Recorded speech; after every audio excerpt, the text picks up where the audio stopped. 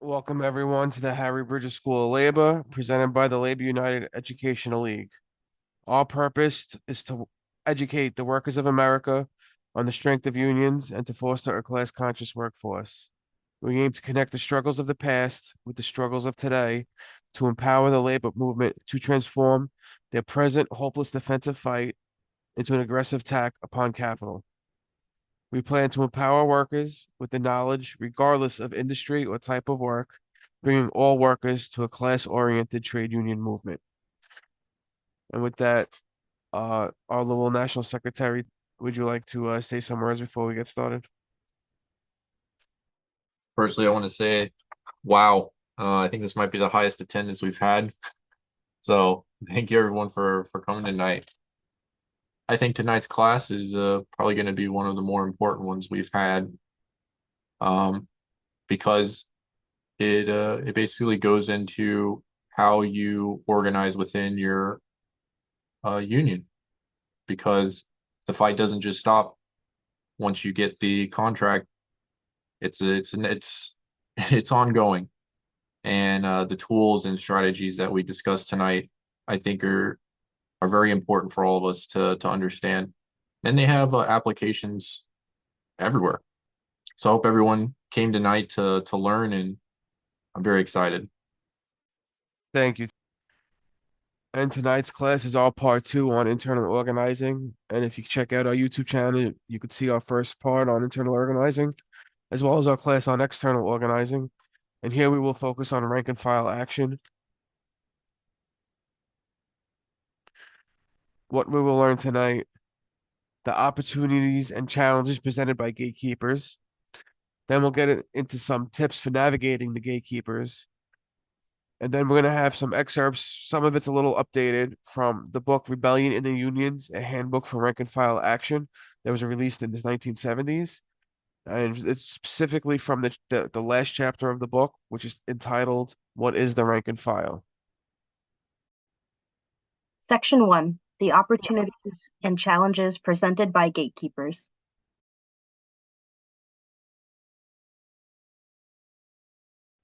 What is a gatekeeper?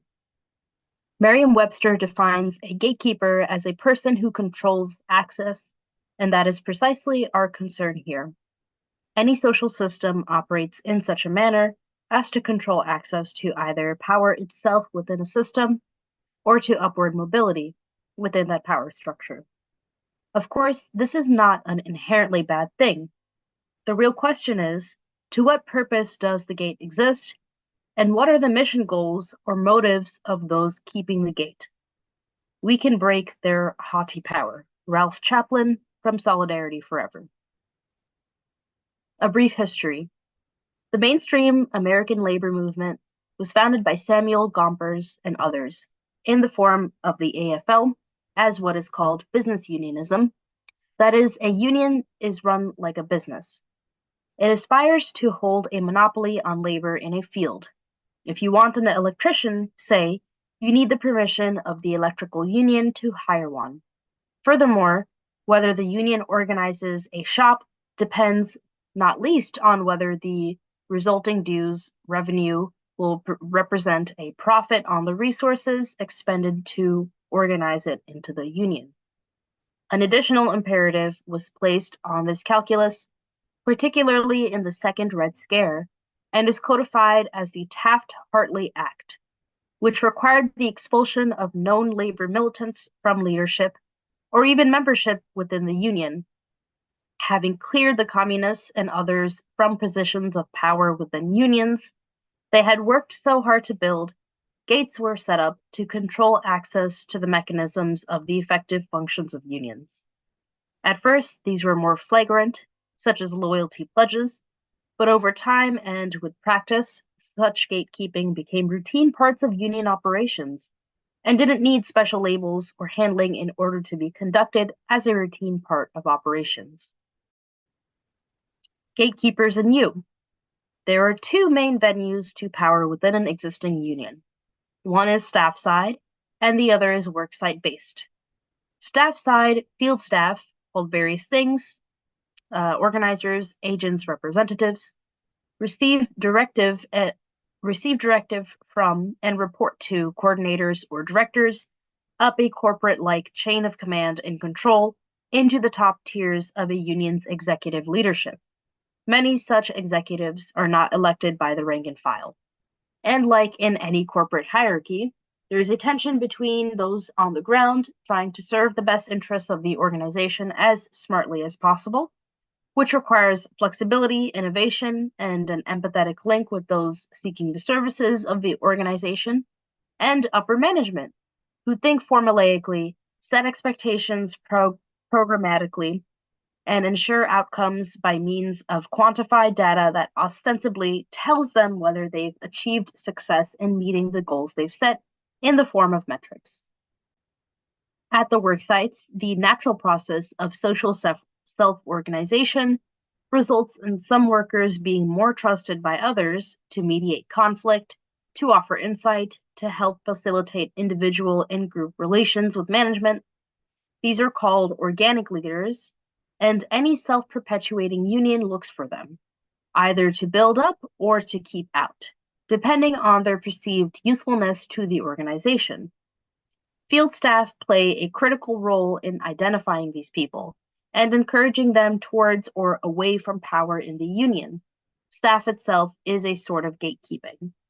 Likewise, management also looks for these individuals, either co-opting them into management or isolating and even expelling them as a threat to the constructed social order at the point of production. Both sides of this coin offer you opportunities to gain and leverage influence, and both also carry dangers of being tagged as a problem to be isolated and destroyed. What is to be done? Staff side, most field organizers at some point in their lives were idealistic and on some level wanted to serve the cause of the workers. Many still feel this way, but over time, these foot soldiers of the labor movement are encouraged to become pragmatic and even cynical about what can be accomplished. There's certainly a careerist element as well, what the Wobblies used to call pie cards, interested in the job as a better job, e.g. pay and perks, than working on the shop floor itself. There's also that element familiar from democratic machine politics, in which folks at this level are encouraged and required to go along to get along. The idea being that over time, they can gain more power they can use later to do something with. If they compromise their integrity to get there, then there are those who primarily exist in their roles to serve the class interests of the workers in their turf, but who more or less conceal those intentions for self-preservation purposes. One can get access to an array of tools, information, resources, connected people, by getting a job with the union itself and then being an agent for the working class within that role. Such roles also come with vulnerabilities, such as additional scrutiny from people with interests hostile to those of the working class. Shopside, most work sites have at least a couple of layers of organization relatively close to the ground, particularly stewards and local officers, who come from the shop floor and stay on the job while conducting certain kinds of business for the union. Some of these leaders sincerely want to help their coworkers and make a better place to work for everyone at the work site. Others have career aspirations and are primarily looking to go along to get along. And some are just control freaks. They want to set up a little king or queendom where they're in charge and everything must pass through them. I sometimes think of them as adjunct management. Rank and file leadership is fraught with perils like retaliation and temptations like the potential to be promoted into management that can significantly impede their effectiveness as tools of proletarian power at the point of production. Such roles are also more or less guarded by gatekeepers as a sort of first line of defense against the actual empowerment of the workers through collective self-organization. Obviously, these kinds of roles, staff side and shop side, are primary targets for our efforts. In them, we can build trust, access resources, and not just money, but also membership lists, and forge the very tools of proletarian power. Inevitably, when you reach for such positions, it will bring out the gatekeepers, who are there to vet you and allow or deny access based on their actual agendas, regardless of other verbiage used. In other words, this is a member-run union. And with that, we'll break for our first round of questions and comments. So I've worked in delivery jobs for years now. And one thing I noticed, I'll use this example specifically of working at UPS, is I don't know if y'all saw the recent news, but the union was able to get the drivers six-figure jobs in some cities and stuff like that. I've noticed this new thing that the capitalists have been doing, where the union becomes powerful right around the time that the job becomes over what's the word? They stop employing a lot of people. And right around the time when the job is about to go out of business. Like Amazon is the main competitor, USPS is the main competitor, and USPS is pretty much on its way out. So now all of a sudden the union is strong. So that's one way of capitalist subversion that I've noticed recently. I don't know if that's 100% accurate. Why do you say that? Well, USPS, if it goes down, it's going to go down I'm because talking about UPS, not USPS. UPS is still record profits. So I don't see how they're on their way down. But a lot of, This is coming from like I'm working from there, and I've been noticing stuff internally. That's all I can say. yeah, well, the teams just had a lot of issues nationally going back to Jimmy Hoffa 1 and Jimmy Hoffa 2 led them in a very business unionist manner. Uh, I know I see a lot of positives said about Sean O'Brien, but to me, I'm not quite sold on him and his leadership as yet as some other people are. All right. I also work in a Teamster shop and I am seeking stewardship. They seem to generally favor me, the union leadership. But I was wondering if, the playing along to get along kind of thing kind of is something that should be done up until the point that one has a position as a union representative. And I just also kind of wanted to just comment that while we were kind of listening to the presentation, I was able to think specifically of 4 different union reps, 2 of them who are definitely seeking a career either within the union or by moving up in the company. One definitely holds his position to gatekeep the kind of the union leadership, and he's kind of like always trying to influence the union, like the salaried union representatives. And one of the salaried union representatives seems to be nothing more than a boss. He seems very antagonistic toward any kind of class analysis of what's going on. That's not uncommon. Unfortunately, there's a lot of business unionists nowadays. That's quite the dominant trend in the union movement. Yeah, we have we have local presidents, which are sort of equivalent to, I guess, shop stewards for a lot of unions. We have, in my union, the Massachusetts Teachers Association, we have over 200 locals in the state, and they're often very tight in these towns with the bosses. And I've had rank and file members I know who say that they'll just try to crush any rank and file organizing in a lot of towns. So, and then there's that level, but then on the state level, we have it's really hard to tell whether it's the elected leadership or the union bureaucracy, because we don't see how these decisions are made, but decisions about public statements, about how to implement things that are voted on at the board or at annual meeting, are often skewed in a very conservative way. And we're seeing that we had some organizing for Palestine that's been mostly shut down from the statewide leadership / bureaucracy.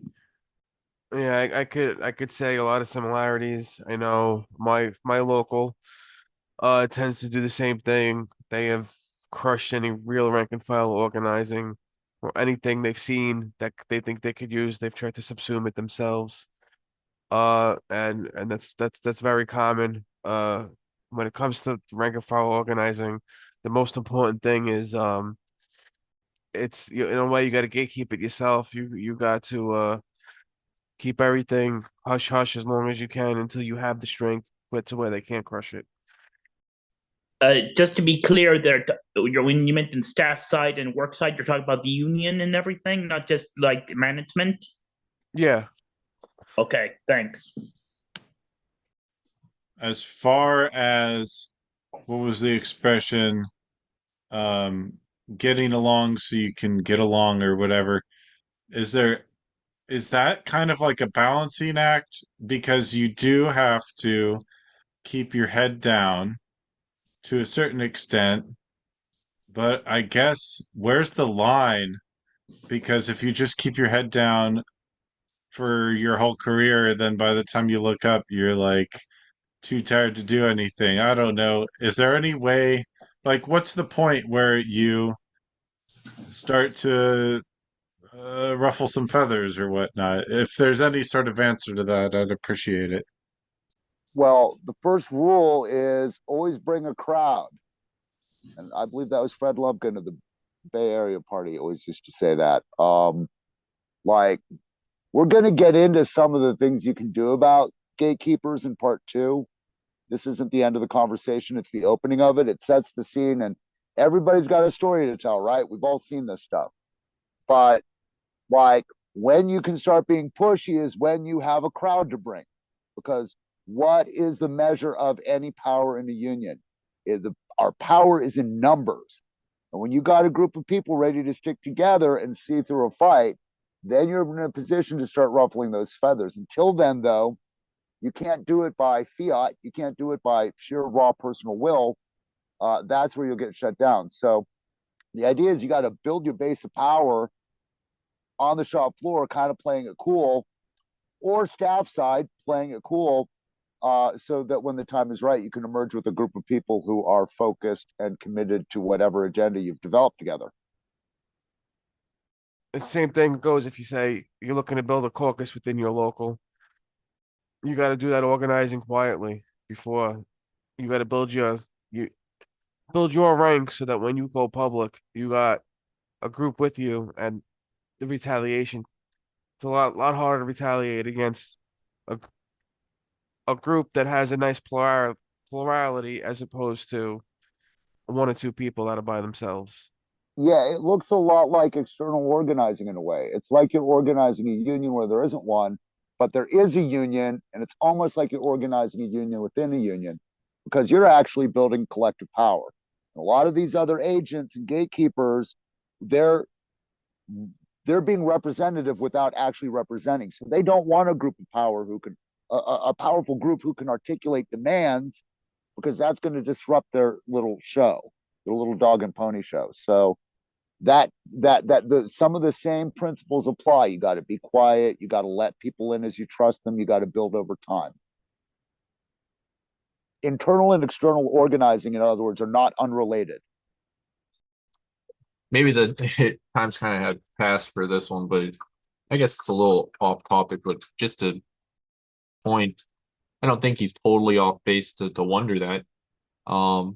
We talk about unions kind of pushing for productivity and kind of being the other arm of management in some cases.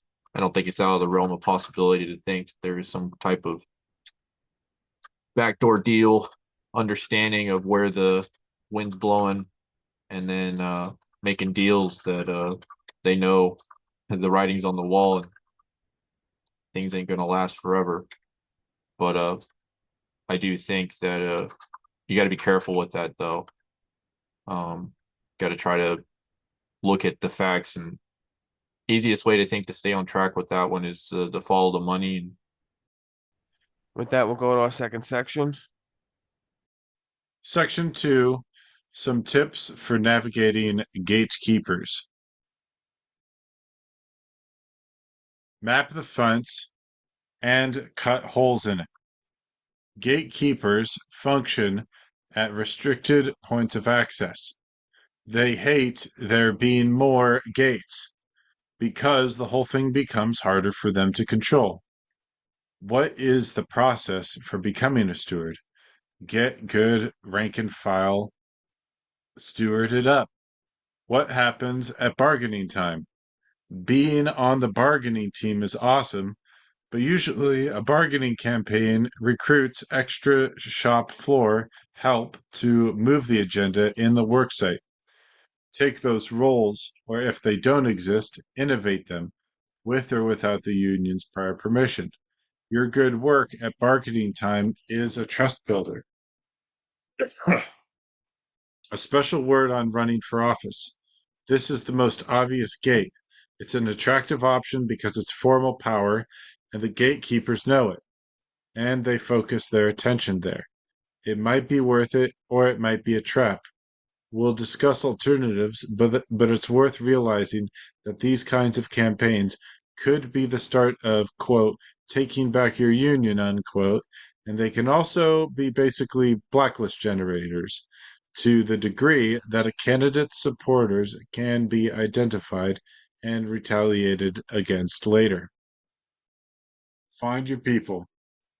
Any social hierarchy organized within capitalist social chaos has a mix of actors with a congeries of motives for being in their respective roles. Who's on your side and who isn't? For that matter, how many sides even are there? Take some time to figure this out.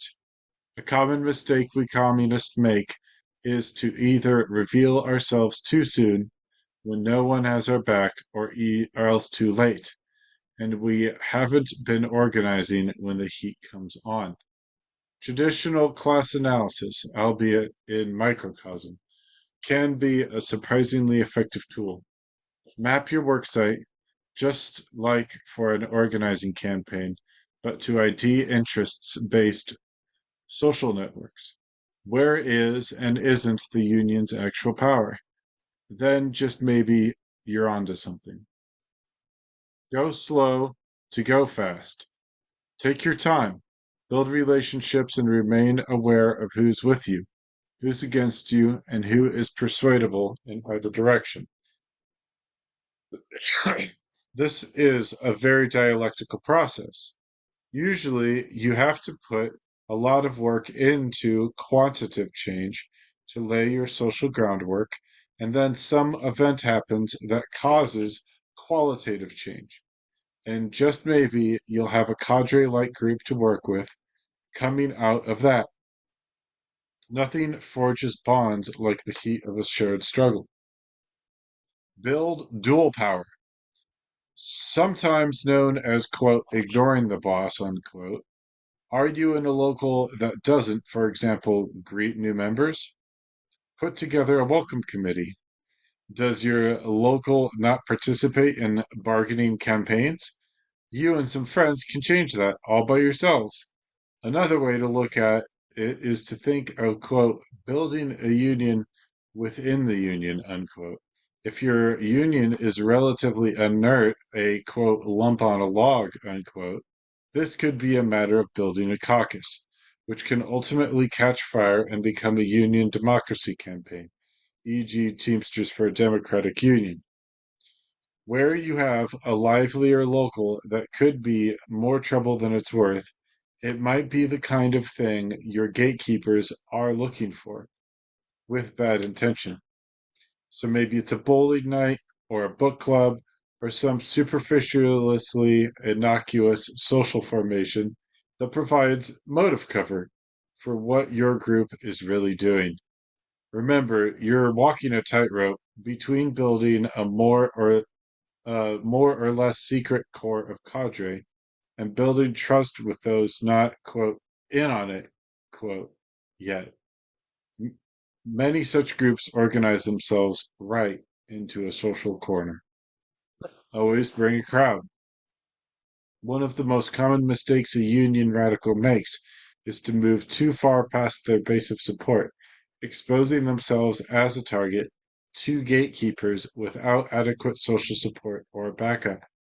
It's harder to isolate and eliminate an entire department than it is a few stewards. Bring your peeps. Just like with the union, your power is ultimately in numbers, regardless of titles and such. If you can't crush the gate, crash the gatekeeper. This is plain politics. Starting with oppositional research. Who are they? What do they get for their gatekeeping? What's their MO? Are they bullies? Do they hand out goodies or favors? Bullies have toadies, and any goods distribution can be replicated for other purposes.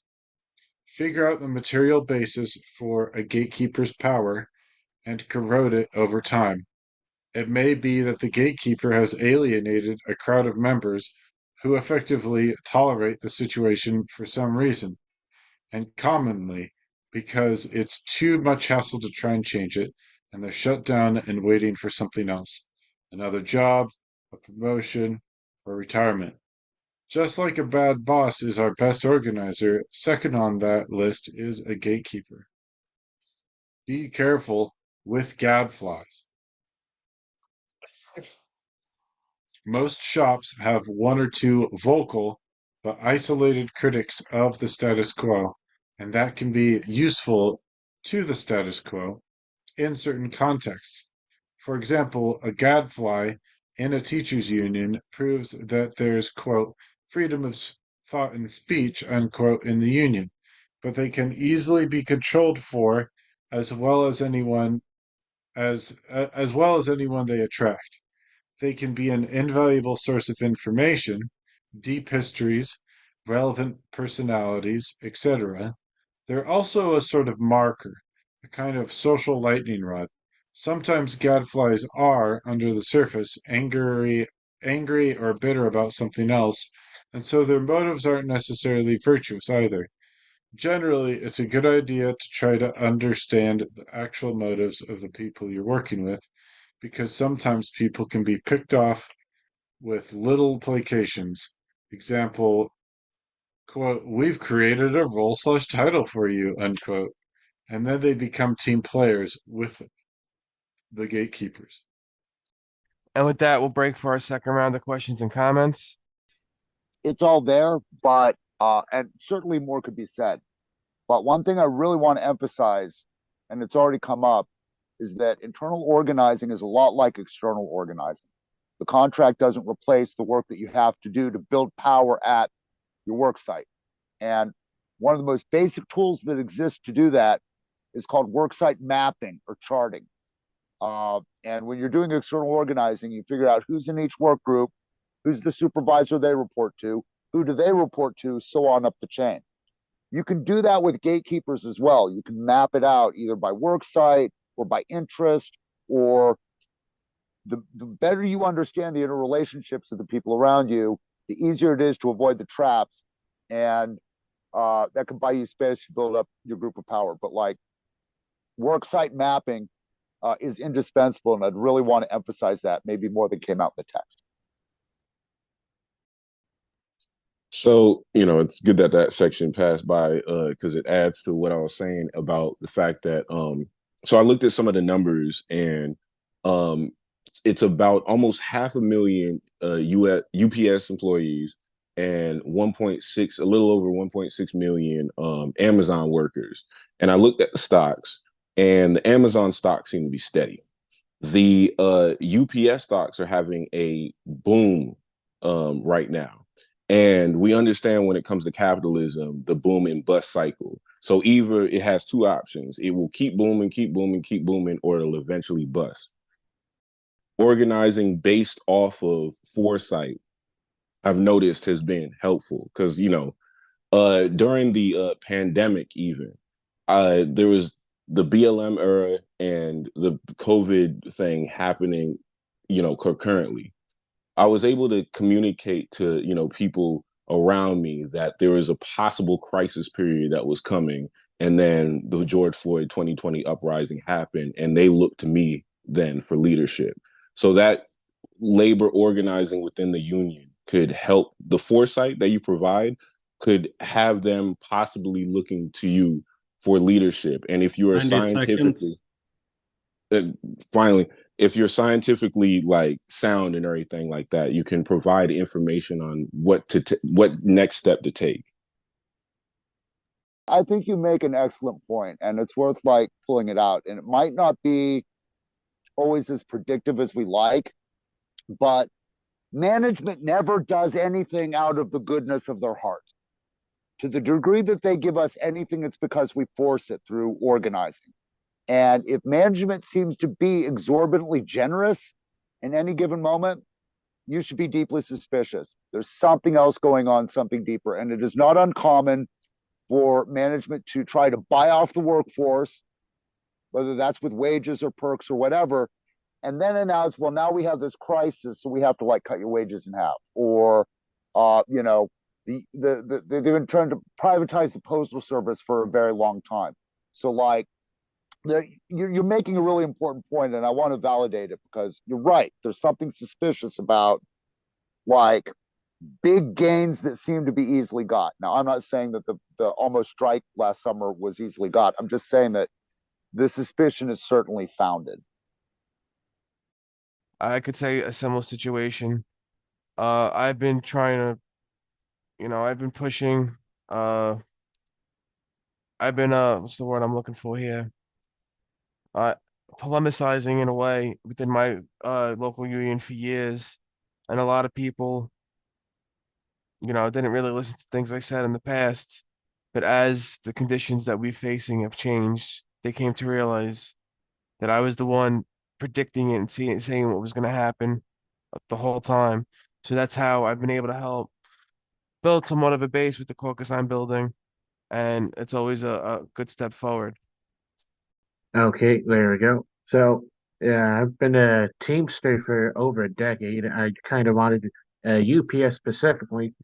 Now, it's probably a bit different because, there's a difference between the lower 48 and Alaska UPS hubs because we're mostly an exclusive air hub. But over the decade, I've always noticed that there's, whatchamacallit, a sort of heartbeat, a sort of flow of trade that occurs through UPS that ebbs and flows depending on the time of year it is. And specifically, right now, we've been coming out of all of the Asian holidays. So that's like Lunar New Year's, Golden Week, and all the other stuff that really slows down and even grinds to a halt a lot of international trade on our side. And right now, we've been coming back out of that, and that's been meaning an increase in imports, increase in flights coming out of Alaska to the lower 48. And we're also heading into, the 4th of July holiday, which is usually a nice little boom for business cycles in the UPS side.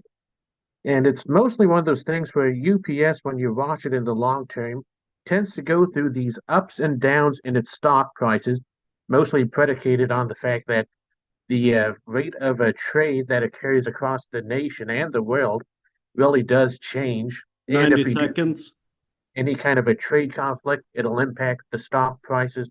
If we see any kind of drop in, stuff like that, we see that as well. And this coming season, stocks will go back up because that's when everyone buys stuff for their, Christmas stuff. That's all. Okay, I actually just had a question or two I wanted to ask. First of all, when trying to, I'm currently in a position where I can easily start organizing some people kind of behind the scenes, because I am kind of one of those naturally trusted leaders, I guess. So like how does one keep organizing quiet, and then also how do you like when it is right to go public? How do you do that? Like how do you know when and how to strike? Uh, that last one's going to be pretty much depends on the situation. but there's always a good time to organize. Sometimes are easier than others. It's difficult to keep it quiet because you gotta have people you trust. Essentially, you gotta build relationships, and out of that, you find who you can trust. Yeah. When I had somebody I thought I trusted when I first started trying to build the caucus, and he leaked stuff to leadership to the leadership of the union. And I didn't know it right away. Eventually, he was dropped, and isn't getting back to them anymore. In fact, this guy actually came on our first internal organizing class. So it's very, you got to be very careful. You need to have relationships. You're not going to be able to organize without building relationships, and that's going to be your key to being able to keep it quiet. People that you know you can trust, and they can trust you. I see Tim put his hand up. Do you want to respond to that?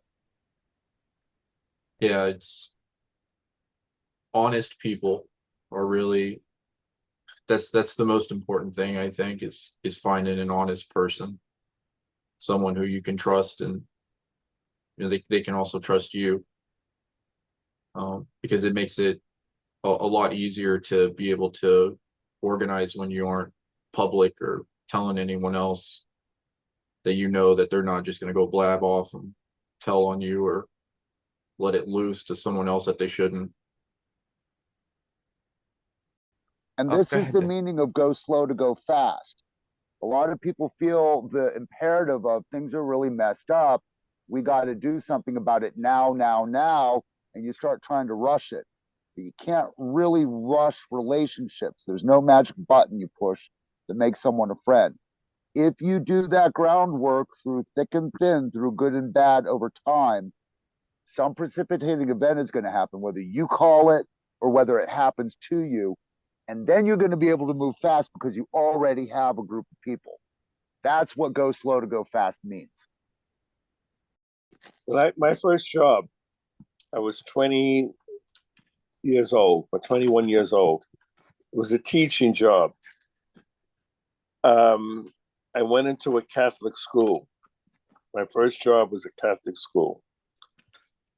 I just want to mention quickly, I went in like a bull in a china shop. I had just become very involved in a political movement. I'm not going to mention the name of it here, but I got involved with a political movement. I was so excited about it. I wanted to tell the whole world. I don't know if you ever got that feeling. I was so excited about it. I wanted to tell the whole world, which was a mistake. So I told this teacher in the school I was at. In one day, I was fired. One day. Now, there's no unions in the Catholic school when I was there. There was no unions. So one day, the teacher, I go in, I told this teacher, I invited her over to my house the next day for lunch. I told him I was like a stool pigeon. You know what a stool pigeon is? I don't know if you use that word anymore. But like I opened up my heart and everything to this guy, right? Showed them all my paraphernalia. The next day I was fired. That wasn't a coincidence. So you really got to be careful. You got to hold back on your initial urge to tell the whole world of your exciting thing that you're doing and that what you are. 90 seconds. And so I just want to warn everyone what said is correct. Slow and steady. That should be our model in everything we do, by the way. Remember, slow and steady wins the race. Thank you. Thank you, Angelo. And you know what? That you bring up a good point that's actually going to be brought up in the next section. Because you don't want to alienate anybody politically, no matter where you may stand personally, or even a group within the group may stand. Politics, personal politics can't really play a role in organizing because you're gonna push some people away that could be very helpful in your campaign. With that, we're gonna move on to our next section. Okay, this is section 3, Rebellion in the Unions. What is the rank and file? What is a rank and file movement? What is a rank and file movement in the unions? Groups of that nature are not necessarily named, quote, rank and file. Most are not. They may call themselves a caucus for democracy, a black caucus, a New Deal caucus, a progressive committee, committee for equal rights, or any of 100 more of such names. Such rank and file movements bear no name, but function nevertheless as a militant progressive force in the union, possibly through its shop stewards council. Rank and file movements have had a long history in U.S. unions. Their need grew and spread because much of the U.S. union movement is bureaucratically run, with little opportunity for members to have much say in its affairs. Rank and file groups have been institutionalized in some unions for as long as 30 to 40 years, putting out their publications, advancing candidates for union office, meeting periodically or regularly, and taking an active part in initiating issues affecting contract negotiations or the interest of the members in other ways. There is no set form or policy blueprint for rank and file groups. They vary with the type of problems, the degree of readiness of the workers to organize in such groups, and the type of union they are in. A broad movement that would strive to unite the rank and file groups of various unions into a national movement would of necessity have to take the approach that it is up to the groups of their respective unions to decide what's good for their fellow workers in facing shop and union problems. It could unite the different groups only for the general progressive advances of the labor movement that applies to all workers in all unions. The key word for those advanced enough to be associated with a rank and file movement is our. The starting point is that it is our union, and we must make it our union and our labor movement. That's what the rank and file struggle is all about. A union member has to be taught there is more to union obligations than payment of dues for, quote, services. A union member should take part in the union's work because it is their union. Unfortunately, millions of trade unionists have no more relation to their union than the dues checkoff figure on their pay envelope. Little wonder that so many workers regard their union as an insurance company. Next, we go over briefly a number of questions that usually come up in relation to rank and file groups. They don't exhaust the list by a long way. So next, is the rank and file group an arm of a political party? It must not be if its influence is to be wide enough to be effective.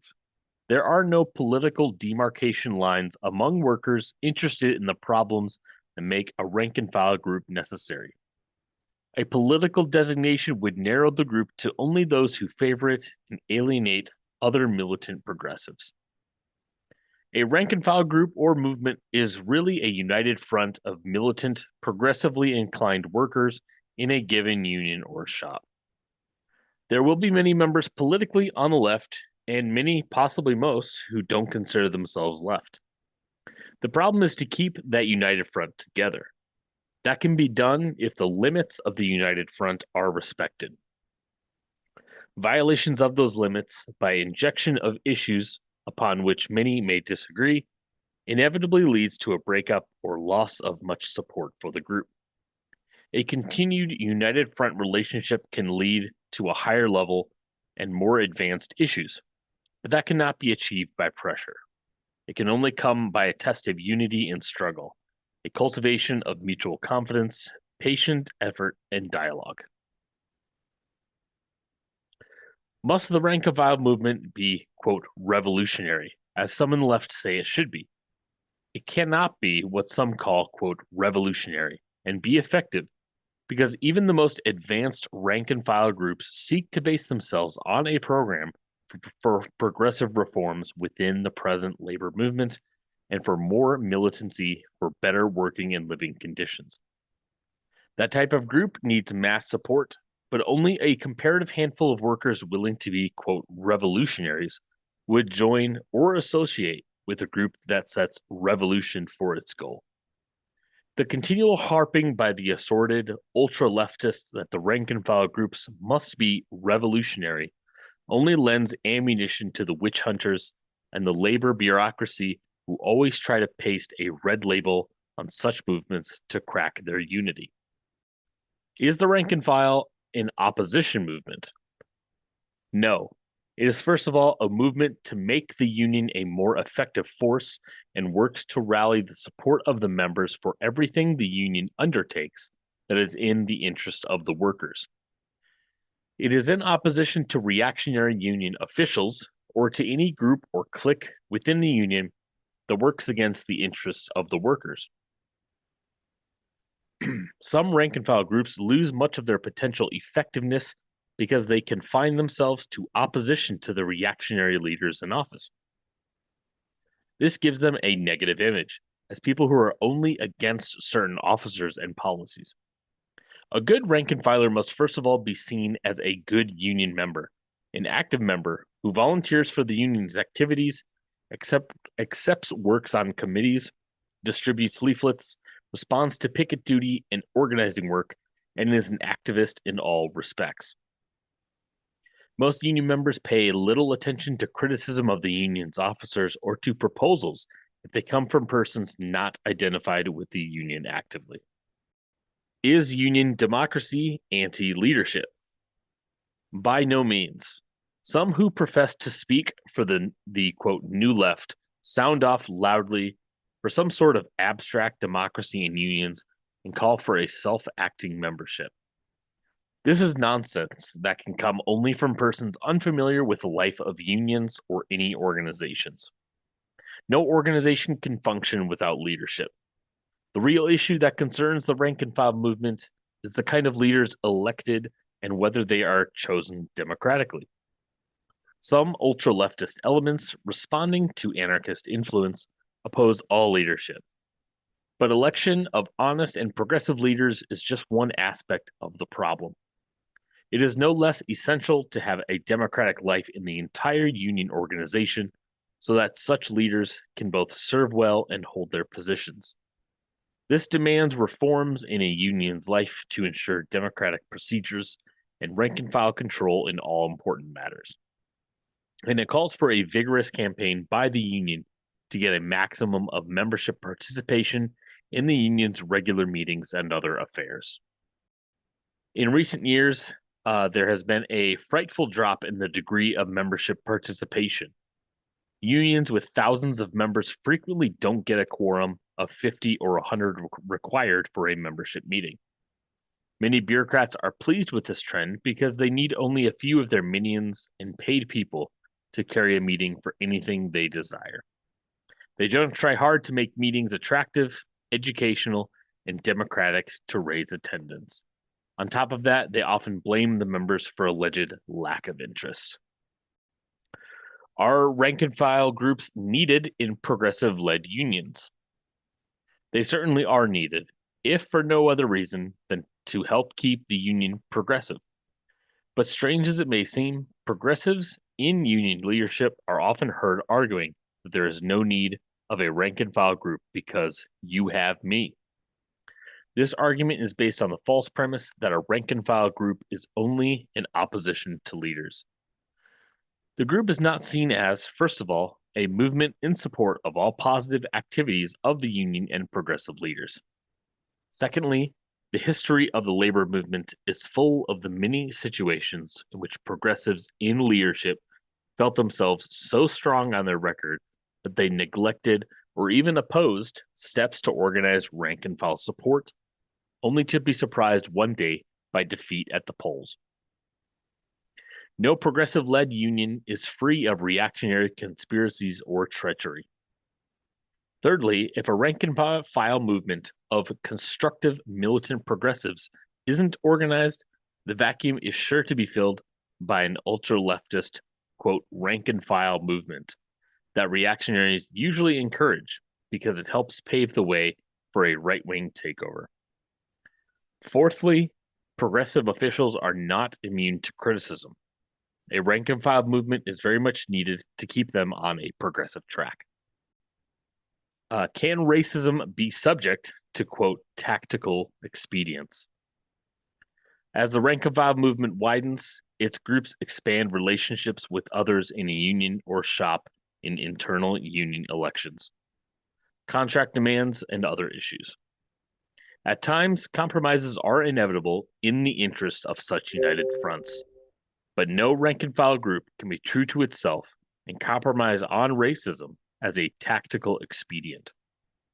Even the most moderate of the rank and file groups has the primary task of combating racism, advancing equality through black-white slates in union elections, or promoting blacks to higher skills. There can be no equivocation on racism any more than on company unionism, strike breaking, and anti-union espionage. Equivocation on racism would spell death to a rank and file group. This is no longer an issue on which there is ignorance. Workers who take half a step in a progressive direction know that what's involved is the key issue of unity against oppression of an important section of the working class. What is the rank and file attitude to labor unity? Unity in struggles has been the watchword since the inception of the working class movement. The worker learns the meaning of unity from the time he senses the advantage of association with other workers on the job. That unity escalates from the shop level to a national scale to industry-wide unions, industry-wide strikes, and at times nationwide strikes.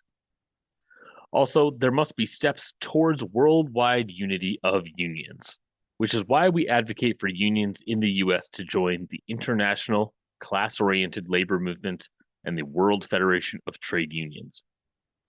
Unity is not something abstract, however.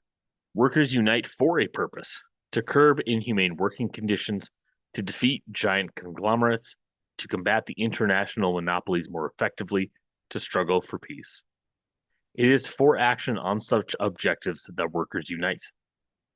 The AFL-CIO leadership and business unionist leadership, however, view unity differently. They shout for unity because to them, it means the submission of all sections of the labor movement to their policies. The task of the rank and file movement is to give meaning to unity, to insist that it be a weapon of action for the working class. What is the rank and file stance on the high salaries of officials? Strong opposition is advisable to high salaries, especially to the current trend of super high salaries many national and international presidents take home. Contrary to the arguments that high salaries are a, quote, safeguard against corruption, they are in themselves a corruptive influence. They not only affect the top man in the bureaucracy, but the salary schedules in the union's apparatus down to the local level. Every time the president's salary is raised, the salaries of other officials are raised in about the same proportion. The effect of the system is a continuous campaign of the lower officials for increases for the president because, quote, he is worth as much as the corporation president on the other side of the table.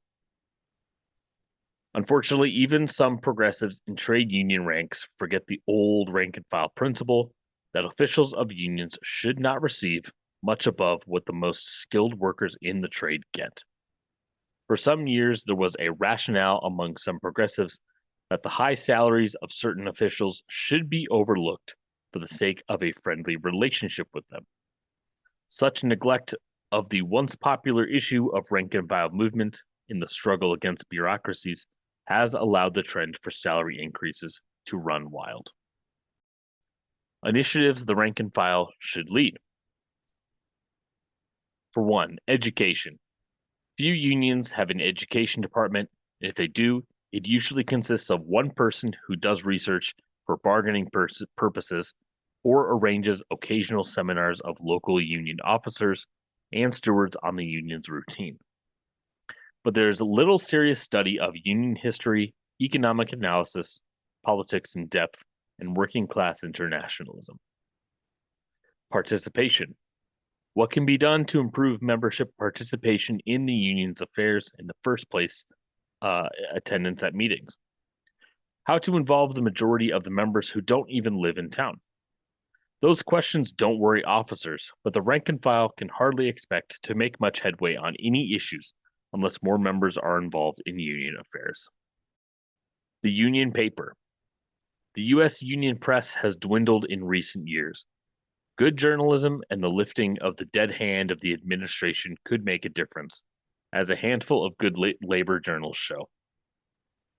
But no small factor is the extent of rank and file participation in making the journals worth reading through what they put into it in the form of their complaints and free discussion of problems. The rank and file groups can bring pressure for such labor papers or build their own. Childcare. Now that legal obstacles have been removed to inclusion of provisions in contracts for employer financing of childcare centers for the working mothers, there is need for pressure on the unions to fight for such provisions. This is also a key for more involvement of women in the unions. Recreation. No labor movement in the world is so barren of sport and recreation activities and facilities as is the U.S. labor movement.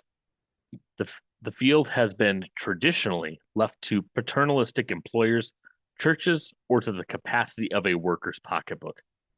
Here and there, some local has a limited facility or small resort for a few members. Here's a tremendous field for rank and file initiative. Senior members. The tremendous rise of the number of retired members is causing many unions to consider ways to keep them organized and close to the union. Large numbers of the retired resent being sidetracked and forgotten. They appreciate it if the organization they built still wants to use their experience and knowledge. Most unions just honor their retired at an occasional function, or perhaps arrange a room where they can gather for a game of cards or checkers. This is a waste of valuable forces for the labor movement and does an injustice to those who sacrificed so much to build it. The rank and file can do much in this field. Union library.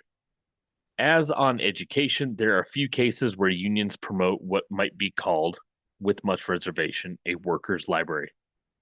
The UE has a mail order sales division of published books they consider of some value to the members. In some rare cases, a union may have a lending library. There's really a need of union promotion of labor literature, because in most public libraries, such literature is either on the forbidden list or obtainable with difficulty. Students. Hardly a union has to go very far to get to the college campus. Recent developments point up the need and the good possibilities for a student labor faculty alliance. Solidarity between students and unions has a long history, most recently with faculty strikes backing student protests. Unions could have joint seminars with students and exchanges of visits that can have a major benefit for both in the long run. And with that, we'll break for our last round of questions and comments. Yeah, this third section was like an important addition, particularly with some of the specifics to the more general principles of the first couple sections. But it's pretty obvious that it's an old text. Like, some of its racial language was insensitive at best and just downright obsolete. Also, like, a worker's library. Do people read books? I read books, but like, we're in the 21st century. So really, like, are you looking at digital media? Can you do a union? Can you do a local TikTok channel? Something about like labor student alliances. Well, this interesting thing is happening around the Palestine issue in which a lot of graduate students and even undergrads are actually members of the United Auto Workers because the UAW has expanded its organizing into education. So when the police attack striking students, they're actually attacking UAW members. And because the UAW's had a rank and file movement, they now have a president who's ready to stand up to that. This is unprecedented in American labor history. Speaking of reading books, I don't know if any of you do that just for kicks anymore. I do sometimes. There was a book that came out about 2009 called Geography Club by Brent Hardinger. It's a young adult book. It's about these kids who want to start a gay-straight alliance at their school because some of them need it for safety. they're vulnerable and different than the people around them. The administration just shoots it right down. 90 There's no way you're seconds. having one of those in our school. So they set up a geography club. And this is like, you know, your book club, your bowling league, gives you a plausible cover underneath with you can pursue your actual agenda. That's a really smart tactic that you should keep in mind. Okay. That last section was really long and there's like far too much to address. So I'm gonna basically a couple comments and a question. One comment is my union hall is an hour away from the shop. The shop is in Anaheim, the union hall is in West Covina. Nobody attends union meetings because we can't. It's not feasible. And not to mention, many people live an hour to an hour and a half away from the shop itself. Though most of us are local to the shop. The other 3 unions in the 4-union coalition are all right here, right by Disneyland. Anyway, a request. I definitely need to have a conversation with an experienced member of Luell, so I can address everything that I've written down. And then also a question.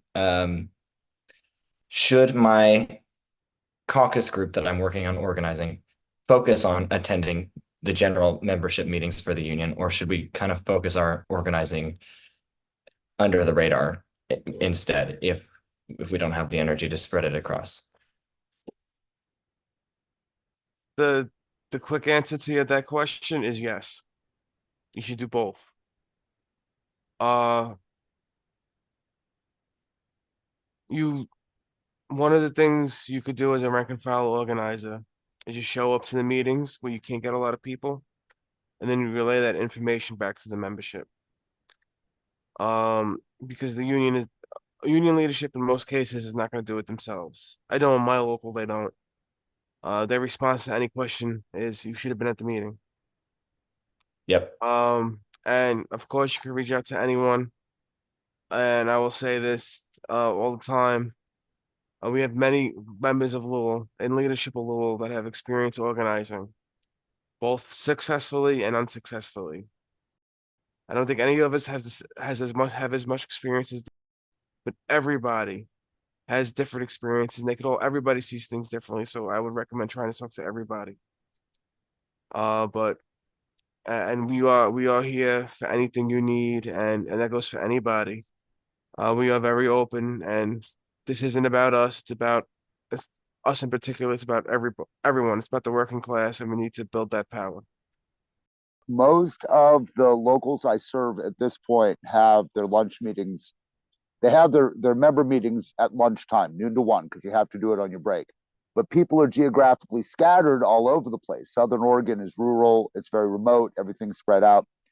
It is very common to have hybrid member meetings where those who can attend in person, and those who can't come in on a Zoom channel or a Teams channel so that they get to hear what's going on and vote on stuff too. That might be your caucus's first demand, is that your union locals start offering hybrid meetings in order to increase accessibility for the meetings. And when they say no, you can start building a group around that demand. Just an idea. And that is a great idea. I don't know, that's something we've had some members of my union bring up, and that the leadership's completely against it. This is easy for me because it's very easily applicable between internal and external organizing, where what workplace mapping is essentially you take a list of your workplace, or I guess in this instance, it could be your union membership to the best of your ability, and you sort it according to who is most likely to be on your side and who is most likely to um, leak information to the union leadership.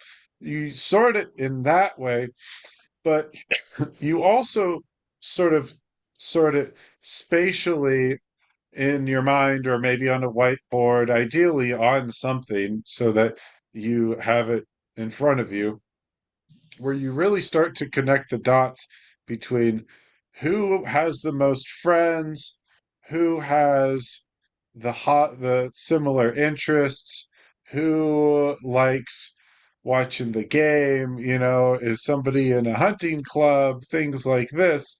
And then you can really connect the dots and be like, oh, this person is the pillar of my community. And until you get it on a piece of paper or a whiteboard or something like that, you really begin to draw conclusions that you wouldn't have otherwise. So that's in general what workplace mapping is really understanding the social web of your workplace. Okay, Can I add thanks. something to that? That's an Quickly. excellent description. But you can map based on anything. You might do one map about who's friends with who. You might do one map about who works in physically different offices or departments or work sites. You might do a map based on who has power and who doesn't. You may find connections you weren't seeing in your day-to-day interactions revealed when you start trying to systematically make the connections between various kinds of relationships. So there's no one kind of map you make. You can map it for like an idea or for relations or for power, resources, all that kind of stuff. It may be that several maps what you need and you start seeing patterns. And I'll give one quick example. The last time my caucus met, we went through a list of names of people we thought about recruiting. And everybody that was there got a chance to nominate anybody they wanted. And then myself and my co-chair, we looked through the names and we went through, see, oh, this good person we could trust, we could use them. This person's too close to this person in leadership. We got to stay away from them. But these people are great. They support us, but they have big mouths. So we got to be careful what we say to them. Only bring them on if we want to last minute, if we want to get the word out on an action or something, or get people to attend the union meeting for a vote. These are all possible ways to map. Excuse me. So what happens when the inevitable happens when it comes to union busting? I'll give 3 examples. My girlfriend at the time worked as a pharmacist tech in a Los Angeles CVS, and they got a letter for a suit against the company where they had no chairs and they had to stand all day. So everybody who worked there, even who weren't a part of that movement, got a couple of dollars, like literally like $2 and something cents, like distributed amongst all the CVS workers. Or in more extreme cases, there was a union unionizing effort from Amazon workers in Alabama that was completely crushed, and one over here in DC that was happening at a Starbucks where they closed down the Starbucks altogether. What would the suggestions be for step number 2, plan B? Well, a little bit on that Alabama Amazon warehouse. There was a mistake in their organizing that really led to them losing that campaign. They focused on certain departments and they didn't organize the whole warehouse. So when they went to file their election petition, they only filed it for the departments they organized. Amazon came back to the National Labor Relations Board and said, no, the whole warehouse needs to be part of the bargaining unit. And then they no longer had a majority. And that's how they lost there. Closing of a shop is very difficult. There are some cases where you file a ULP that could help, but for the most part, you got to do more organizing, and organize externally and try to get a community support to keep that place open. I know the Starbucks here in Staten Island unorganized. Not long after they won their election, they announced that shop was going to close. While community support was rallied, there was a rally outside the Starbucks, and they backed down and they said no, it's only going to be closed temporary for renovations, and it did end up opening back up. But one thing that they tried was they left the people that were in that organized that spot originally. They left them scattered across different stores to keep that base away. I mean, your only option there, I would say, is probably UOP. 90 but seconds. I don't have a lot of experience in that matter, unfortunately. If there's anybody that does would like to say something, floor is open if anybody wants to speak. Well, here's the fact of the matter. Like, you've come across like the core contradiction. We don't control workplaces under capitalism. The people who own the workplaces control it. What we have control of is what goes on the shop floor, to the degree that we're organized. And that's part of the tightrope that we walk. Is bosses are capable of shutting down factories and shops, moving them, dissolving them, moving people around. Like, a good, strong union over time gets more control over like access to the jobs themselves. The way that if you want to work on longshore, you go to the union to get hired on the job, not the bosses. That's how strong that union is. Most of us aren't there yet. So how much can you realistically go for versus what can they do back? And that's the art part of the social science. There's no strict formulaic rule. Your power is going to come down to your unity and how many of you are ready to stand together, how hard against anything they can do. That's why it's a struggle. Hey, so I can speak a little bit about the union busting that happens in Bessemer, Alabama. So the general manager at that time, his name is Ray Roach.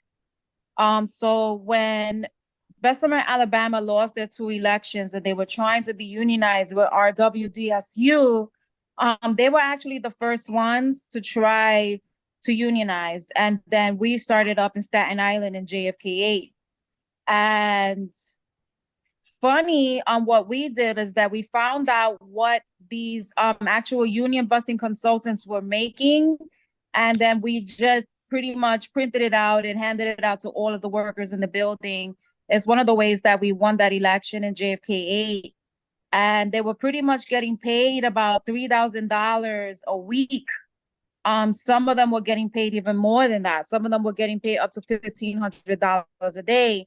But funny, Ray Roach was actually transferred to JFK 8 after we won the election in JFK 8. He was the general manager for a little while, and now he's actually been promoted to be the operations director for the entire North American region. And his salary now is like $300K, not including whatever bonus that he's getting. So as far as union busting, I would just throw the money bag in there and just make sure to communicate with everyone, like how much these union buses are actually getting paid and the incentives that these managers are going to get down the road, right? Because Ray Roach was obviously promoted because of all of the union busting that he's done and that he's continued to do. Thank you, Michelle. That's absolutely right. The bosses will spend more money on union busting than the union's demands would cost them. Because at root is their need to control. They're control freaks. And we want control of the places we work. That's an excellent tactic because it makes it plain. You know, a company will often say, well, we can't really afford to give you raises. But then they shell out 6 and 7 figures for a union busting law firm. So where are their priorities really? Mm-hmm. Thank you. And with that, we're going to close out tonight. Thank you for attending the Harry Bridges School of Labor. And of course, the Harry Bridges School of Labor is presented by Labor United Educational League. And you can follow us on various social media platforms. You can find us on Twitter at Lowell_US, at Instagram at Lowell.US, on Facebook at LaborUnited.Lowell. And we have our YouTube channel that has most of our old Harry Bridges School of Labor classes at Labor United. You could also find Lowell's website at Lowell.US and our publication Labor Today at labortoday.lowell.us. And next month's class, we will continue our history of the CIO, and of course, that's we're connecting, like I mentioned in our intro, connecting the past to the present and the struggles that they had and how we can learn from them. So that'll be part 3 on the history of the CIO, and that'll be on Wednesday, June 5th at 9 p.m. Eastern, and repeated on Saturday, June 8th at 7 p.m. Eastern. And with that, we're going to close out with a little song, old classic from Pete Seeger, Talking Union.